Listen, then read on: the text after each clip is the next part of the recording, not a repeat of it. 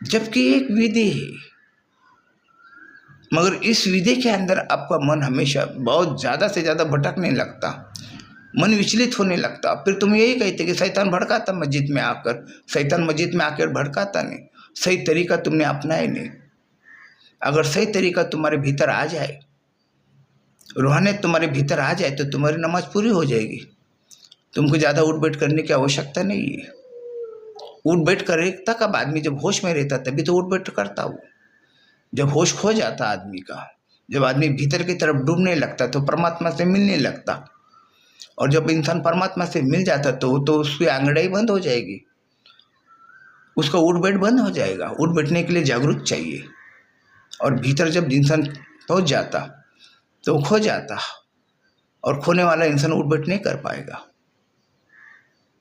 तो मोहम्मद साहब की जो नमाज की जो विधि थी, वो रूहानियत में खोने की विधि थी, वो भीतर की तरफ शून्य होने की विधि थी। मगर आज का बदल गया। जब कोई मंदिर में जाता है तो वहाँ पे वो मूर्ति को देखकर उस मूर्ति का स्वरूप उसमें लेकर आता है। वो मूर्ति की तरह वो अपने आप को फील करता, वो भूल जाता खुद को वहाँ पर। बस मूर्ति नजर आती, वो स्वयं भूल जाता मैं कहाँ खड़ा है। कई लोगों को पता चलने लगता, अरे मैं तो यहाँ खड़ा हूँ, मंदिर में खड़ा हूँ, मैं तो इतने देर तो भूल ही गया मैं कहाँ खड़ा हूँ। वो एक रूप हो गया। भक्ति में भी एक रूप हुआ जाता, मगर भक्ति के मार्ग में अगर आपके भीतर निस्वार्थपना होगा, आपके भीतर प्रेम होगा, आपके भीतर जुड़ने की कला आना चाहिए। जो जुड़ने की कला है वही भक्ति मार्ग है। भक्ति में जुड़ना पड़ता, दूसरों से जुड़ना पड़ता, और जुड़ के एक होना पड़ता, तभी भक्ति का मार्ग पूरा होता। वरना तुम वहाँ भी जाते तो नहीं, वो सोचने लगते, नेगेटिव पॉजिटिव मन में सोच आती रहती। जाते सोचते भगवान के सामने प्रार्थना करके खड़े हो जाऊंगा, एक हो जाऊंगा, मगर एक हो नहीं पाते। तो एक होने के लिए, एक एकाग्रता लाने के लिए गुरु की सहायता बहुत आवश्यकता है।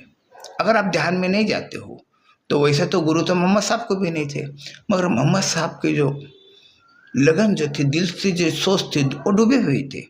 उनकी एकाग्रता बहुत गहरी थी, इसीलिए वो परमात्मा को साध सके। बुद्ध की एकाग्रता बहुत गहरी थी। बुद्ध को 8 साल लगे।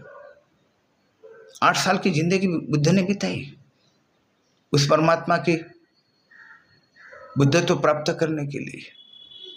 यूं ही नहीं प्राप्त हुआ, महावीर को पागल होना पड़ा, महावीर को भीतर खोना पड़ा, महावीर को नग्न होना पड़ा, सब कुछ छोड़ना पड़ा, सब कुछ छोड़ना पड़ा, सब कुछ भूलना पड़ा।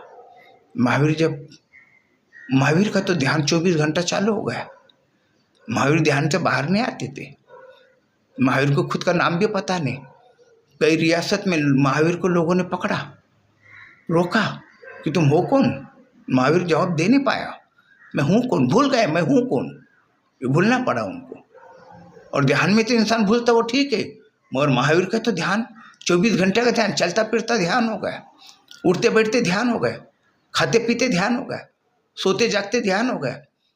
महावीर इतने ध्यान की बुलंदी में पहुंच गए, नग्न हो गए, पता भी नहीं चला कि मैं नग्न हो गया हूँ, मैं कहाँ जा रहा हूँ, कहाँ नहीं। लोगों ने पागल कहकर, लोगों ने वो इल्ज़ाम डाल के उनके ऊपर बहुत सारा जुल्म किए।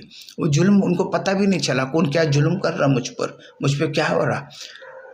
लोगों ने उनको बांध के पानी में डुबा डुबा के निकाले, उनको कुछ फर्क भी नहीं गिरा, उनकी श्वास रुकी भी नहीं, क्योंकि वो 24 घंटे ध्यान की विधि उनमें आ गई, ध्यान की कला उनके भीतर उतर गई। वो 24 घंटे ध्यान में। तो ध्यान की कला अगर हमारे भीतर इस तरह से अगर आ जाती तो हम महावीर बन जाएंगे। महावीर एक ही नहीं, महावीर तो चाहते थे सभी महावीर बन जाए, मोहम्मद भी तो चाहते थे कि सभी मोहम्मद बन जाए, बुद्ध भी चाहते थे सभी बुद्धत्व को प्राप्त हो जाए, मगर इनका कोई गुरु नहीं था। मगर इनके भीतर वो परमात्मा जानने की जो महत्वाकांक्षा थी, जो इनकी जो इच्छा थी, वो बहुत प्रबल थी, वो बहुत अद्भुत थी। वो सब ठुकरा दिए, सारे धन संपत्ति राज दरबार सब ठुकरा दिए। इतना बड़ा उस परमात्मा से को समझने की, परमात्मा को मिलने की आतुरता, कुछ नहीं चाहिए, बस तू आ जाए भीतर से सब मिल गए मुझे।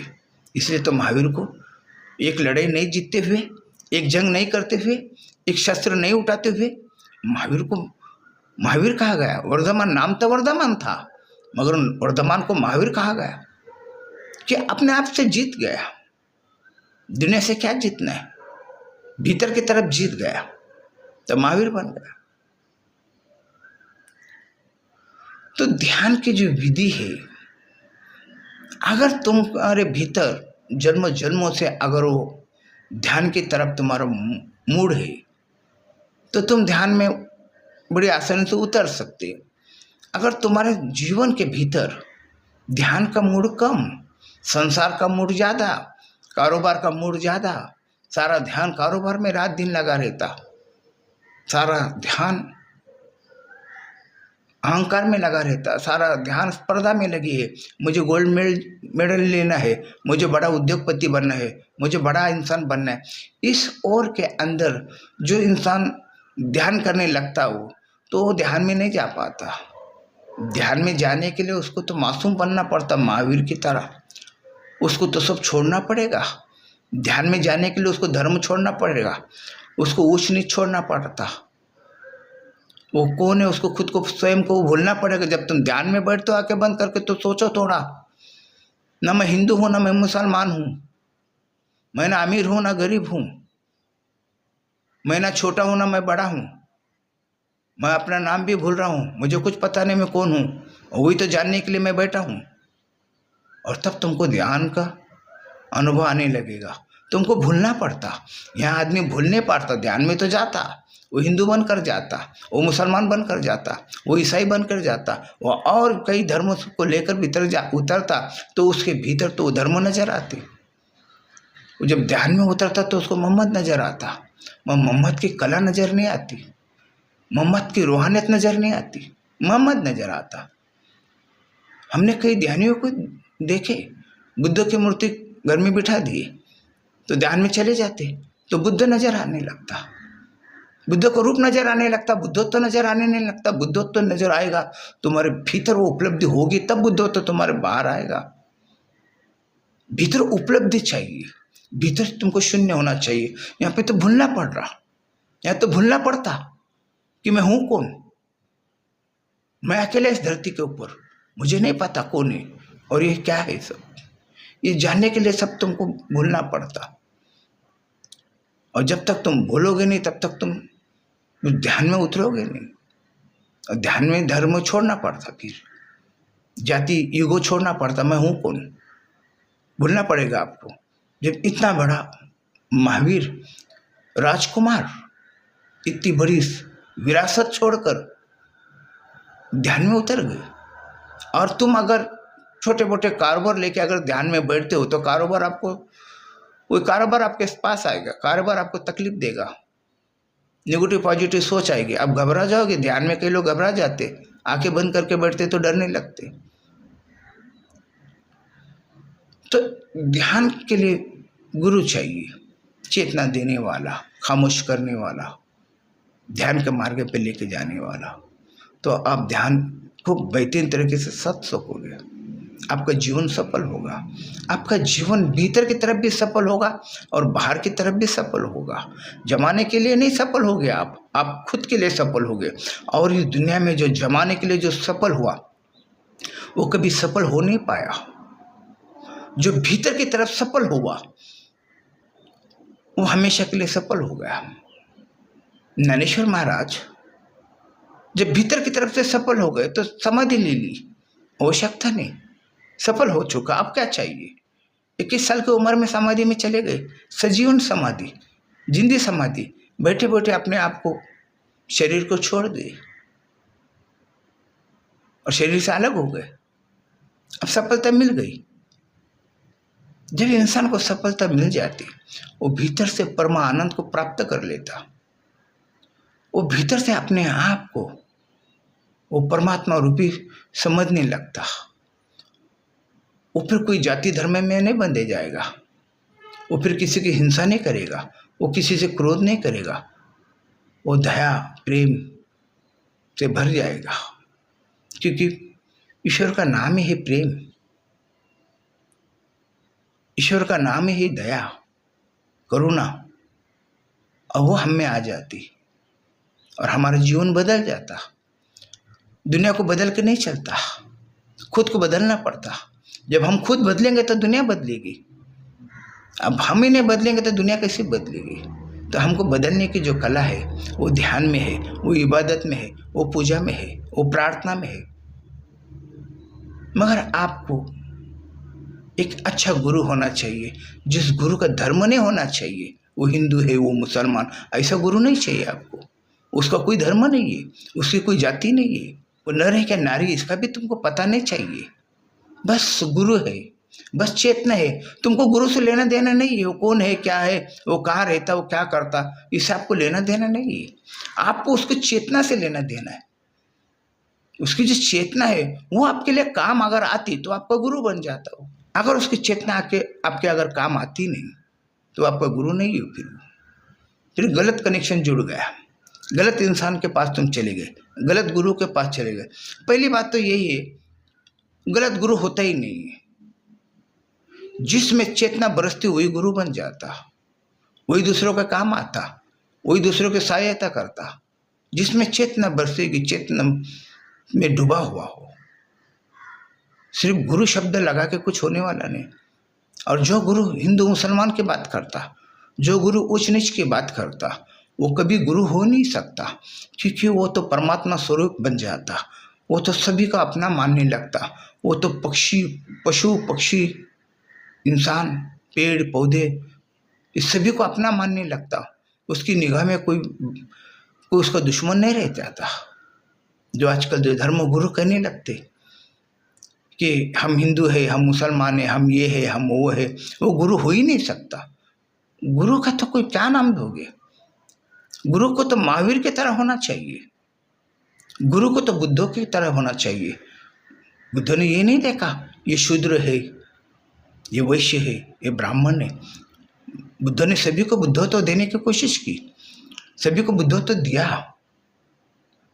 उस जमाने में शूद्र को बुद्धत्व दिया नहीं जाता था, मगर बुद्ध ने बुद्धत्व दिया, शूद्र को दिया, जालिम को दिया, डाकू को दिया, लुटेरे को दिया, बुरे से बुरे आदमी को भी अपना नजदीक कर लिया, अपने पास करीब कर लिया और उसको दे दिया, बुद्धत्व दिया।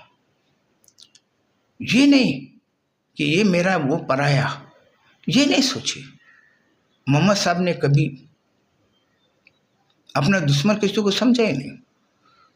उल्टा दुश्मन जब उनके ऊपर प्रहार करता था, पत्थर मारता था, उनको चोट पहुंचाता था, वो उससे खुश हो जाते थे, ये मेरा अपना है। ढंग गलत है, प्रेम गलत है, मगर मेरा अपना है, मेरा अपना ही है। मोहम्मद साहब ने यही सोचे। जो हाथ से पत्थर आ रहा है मुझ पर और वही हाथ से मेरे पे फूल आता, तो जो हाथ से पत्थर मुझ पर फेंका जा रहा वही हाथ से अगर मुझ पर फूल फेंका जाता तो तुम हम तो यही सोचते, जो पत्थर फेंका वो पत्थर फेंका, जो फूल फेंका वो फूल फेंका, जो पत्थर फेंका वो दुश्मन है और जो फूल फेंका वो अपना है, ये हम समझते। मगर मोहम्मद साहब ने नहीं समझे। मोहम्मद साहब ने यही समझे, जो पत्थर फेंक रहा वो भी मेरा है, मुझे फूल की आवश्यकता नहीं है। मेरे अपने कोई चुनाव नहीं है कि उसने मुझ पे क्या फेंकना चाहिए। मुझ पे वो फेंक रहा, मेरी तरफ उसका ध्यान आया, मेरे बारे में सोच रहा, वो तो मेरा तो होगा।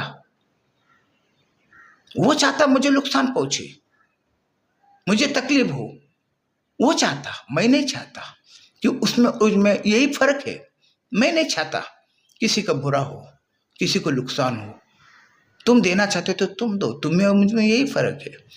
ये फर्क समझ में आ जाता और आदमी स्वीकार करने लगता। और यहाँ तो कई लोग जब हम देखते हैं आध्यात्मिक के भीतर ऐसे ऐसे के गुरु बन बैठे कि लोगों में द्वेष फैला रहे उनको ये भी नहीं समझ में आता हम क्या करने जा रहे हैं। हमारे पास हजारों लोग आए, ये तो हमारा भाग्य है कि लोग हमारी बात सुनने आ रहे, और तुम क्या सुनाने जा रहे हो और तुम क्या कह रहे हो उनको। तो इस तरह के जो गुरु है वो गुरु कभी हो ही नहीं सकते, वो तुम्हारे सहाय हो ही नहीं सकते। वो तुम्हारे जीवन को बर्बाद कर देंगे, वो तुम्हारे जीवन को धर्म और जात में बांध के रख देंगे। मत जाओ ऐसे गुरु के पास, जो गुरु का धर्म नहीं है, जो गुरु की जात नहीं है। ऐसे गुरु के पास चले जाओ जो महावीर की तरह हो, जो बुद्ध की तरह हो, जो मोहम्मद की तरह हो। ऐसे गुरु के पास आप बैठ जाओ, आपके भीतर भर भर के चेतना बरसेगी। ऐसा गुरु ढूंढो, ऐसा गुरु खोजो, और ईश्वर से यही प्रार्थना करो ऐसा गुरु मिल जाए जिससे जीवन धन्य हो जाए। उसका एक हाथ अगर मेरे सर पे भी आ जाए तो मेरा जीवन धन्य हो जाए, मेरे अपने तपस्या पूरी हो जाए। जो मैं तड़पता परमात्मा के लिए, मैं जो सोचता हूं तो मेरी सोच पूरी हो जाए, ऐसा गुरु चाहिए। तो ये ध्यान में आप जा सकोगे।